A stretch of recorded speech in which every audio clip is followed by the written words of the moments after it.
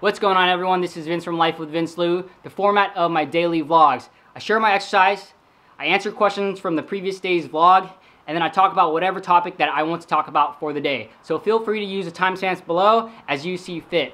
Exercise for the day. Was able to go on a 1 mile run. Gonna throw the map up here, split up here, and I'm feeling it pretty early on in terms of my legs. I barbell squatted yesterday, 265, 5x5, and I can already feel it in my glutes. I can already feel it in my hamstrings. I usually don't feel it until 24 hours after, but right now I'm feeling it pretty early, 12 to 16 hours. So it's probably going to be a rough day tomorrow, especially. I think today it might get progressively worse, but I'll definitely push through it, and it's not so bad right now. But we'll see. Can't forget about my pull-ups. Was able to complete body weight times 6 sets of 25 reps per set. Only 5 sets are shown, because guess what happened? And I don't know why this happens, but it happens from time to time. If anyone has any insight, please let me know down below. I clicked record, went to go do my pull-ups, got done with that set, came back, and then it said slow card write speed. So I don't know if it's something with my memory card. I don't know if it's something with my Canon M50. It does this from time to time. It's not necessarily every day. I'll go days and weeks where this doesn't happen at all, but from time to time it does happen. I would say once every week or once every 2 weeks. So it's just a little bit annoying, especially if it's a good clip, if it's a long clip.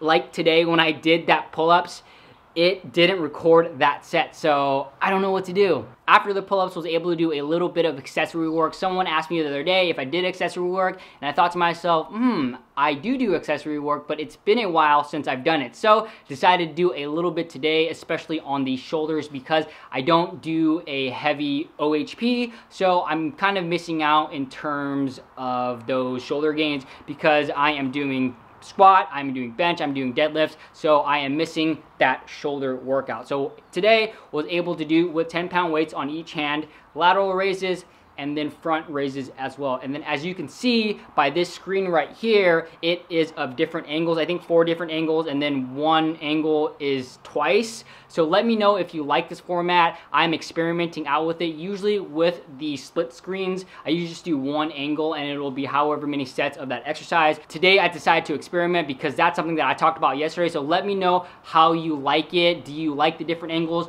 or do you prefer 1 angle?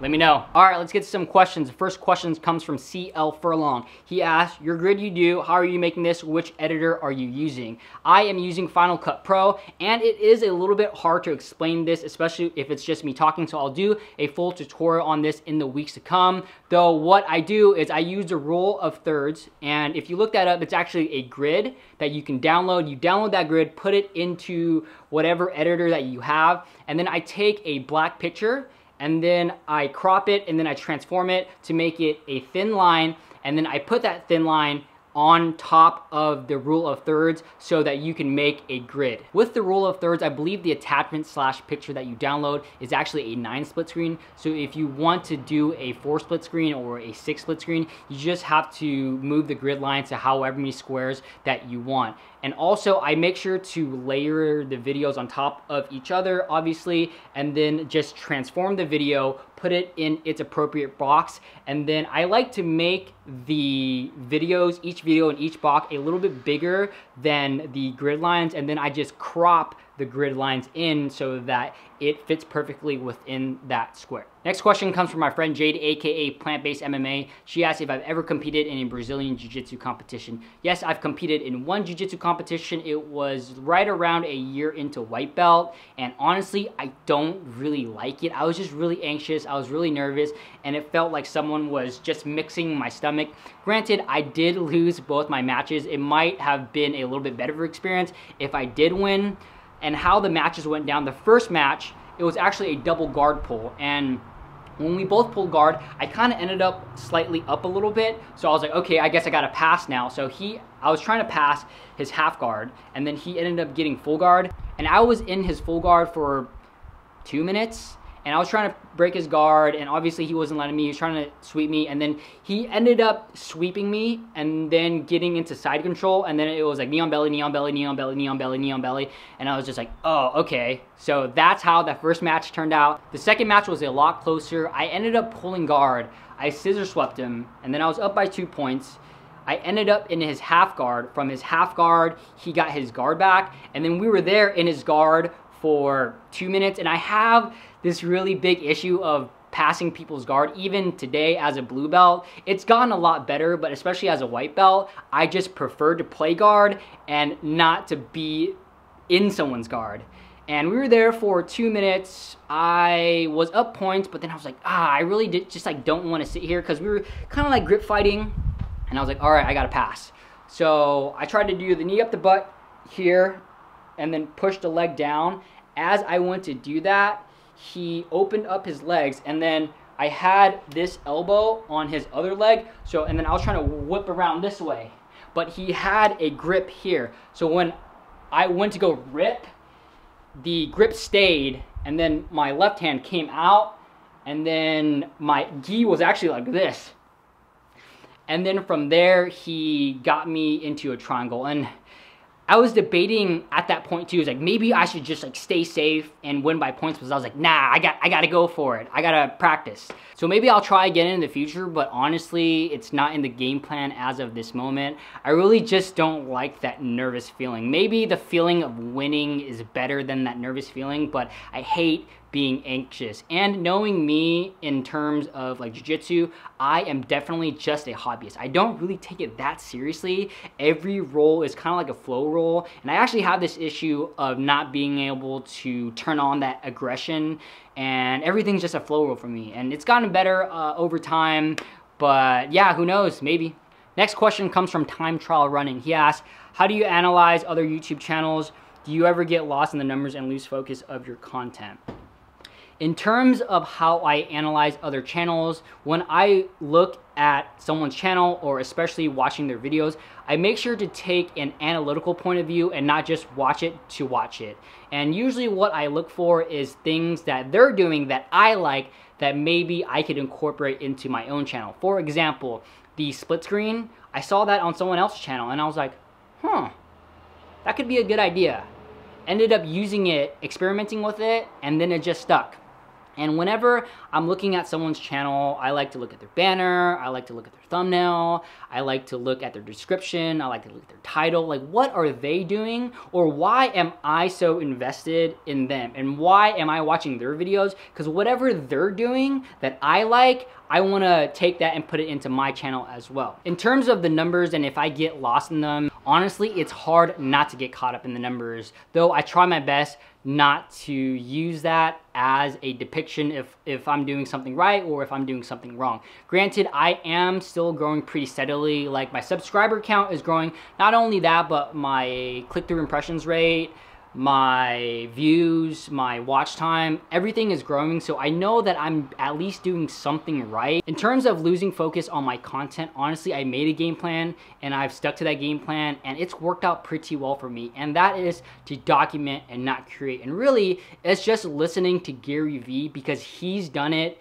He has a style that I want to emulate, and whatever he's doing, I want to be a part of that. Because if you ask 10 different people of what they think that you should approach your channel, you're gonna get 10 different answers. I figure just listen to one person and listen to the person that has done it and done it well. And with that being said, my overall goal in the long run is to document my whole journey, not just a part of it. Right now, I know the content that I push out, a lot of it is fitness related, because that's a large part of who I am. Though that's why I'm trying to incorporate little things here and there to showcase my life as a whole, because I don't mind necessarily being that fitness guy, but I want you, the viewer, to know who I am and not just fitness. Like, I do a lot of other things. I do jiu-jitsu, I'm a vegetarian, I have 2 cats, I went to college in San Diego, I grew up in a small town called Galt, California, and the list goes on and on. So I want to build my personal brand of me and not just one part of me.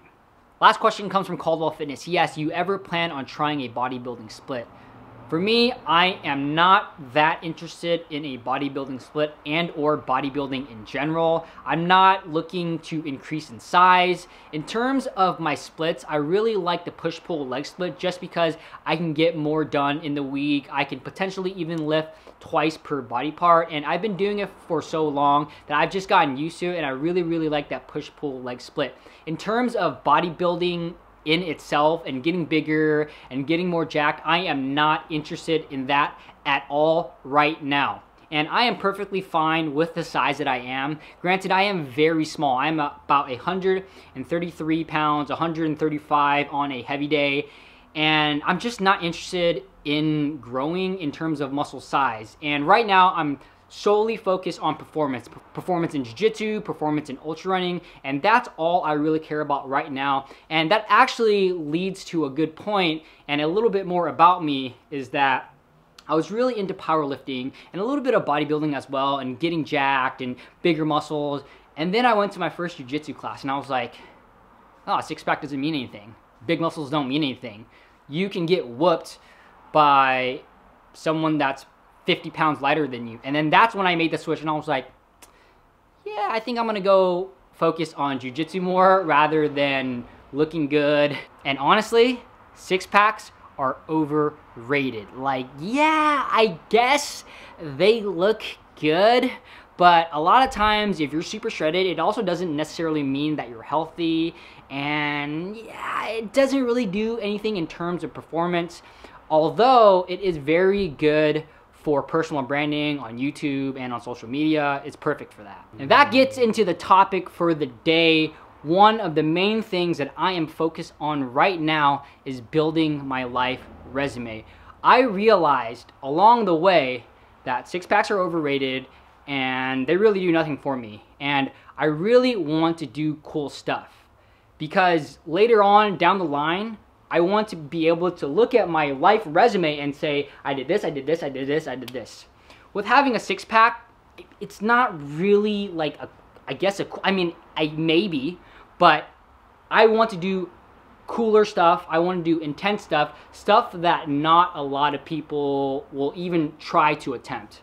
So I want to run 10 miles a day for 30 days. I want to run 50 miles, and I want to run 100 miles. Not only that, when you run 100 miles, you start collecting these like belt buckles on the official races. I want to have a plaque. I want to have a wall full of these belt buckles. That's one of my goals. Also, one of my life goals is to run one marathon in every single state. And it's not just fitness related. Like, yeah, I talk about a lot of fitness stuff. I hope to get my black belt one day in jiu-jitsu, a lot of ultra running, but I also want to make a ton of money.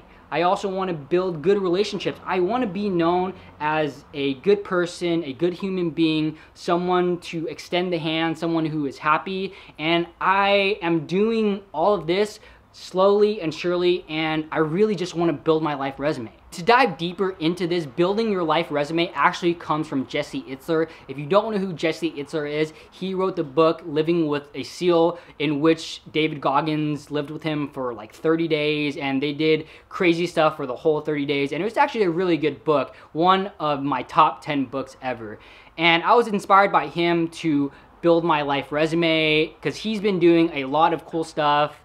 And he's also built a lot of businesses. He is the founder of Geekoto. He is part owner of the Atlanta Hawks. He built a jet company, and he's done a lot of cool things. So look him up if you want to be inspired. So thanks for watching. I hope you all enjoyed that video. Let me know down in the comments what you think below. If you have any questions, if you have any video requests, please give this video a thumbs up. It would really help me out. If you haven't already subscribed to my channel, make sure you hit that subscribe button right here. And if you want to catch another one of my videos, there's a video right here, and there's a video right here. See you all tomorrow.